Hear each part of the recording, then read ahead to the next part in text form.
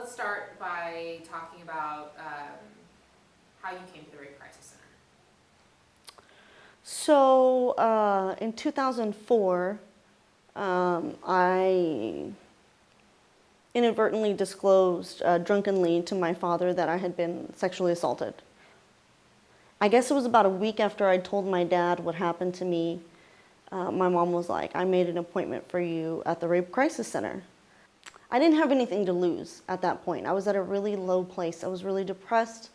I was drinking and using drugs every day, pretty much, just to make it through the day when I wasn't sleeping. I called the hotline for everything, right? Like, I would get out of class and just be having a terrible day, and I would call and check in with the hotline operator. Knowing that I had this number with me at all times that I could call and that the person on the other end of the line wasn't going to judge me, wasn't going to ask me, like, why did you drink that much?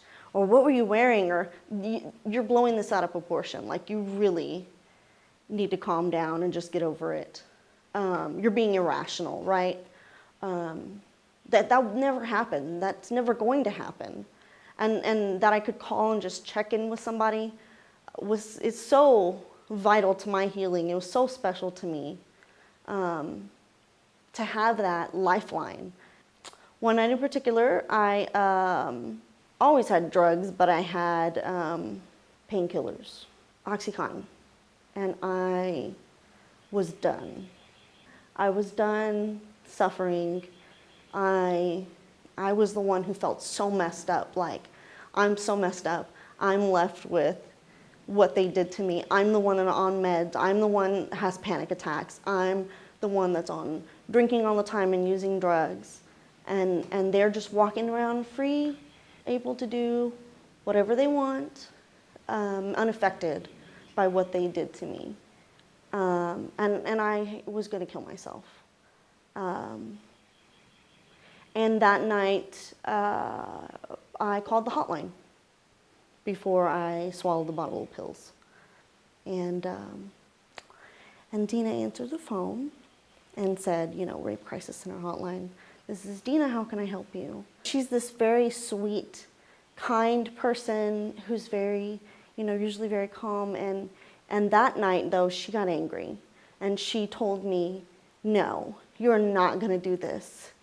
You're not going to hurt yourself. She told me that they had taken much from me and that was very true, but that they weren't going to get my life too. I'm alive here today because of the Rape Crisis Center hotline, because of Dina. I'm so grateful to her for that. So grateful to her. Sexual violence is pervasive. It's generational. It is happening in this community. If you don't think it's affected your life, it's just because someone has not told you yet. It has affected your life in one way or the other. And me as a survivor and somebody who the Rape Crisis Center saved my life. I found who I was there. That is a rare gem. And they're a vital part of San Antonio, of the greater South Texas community, to keeping us safe and aware and healthy and alive.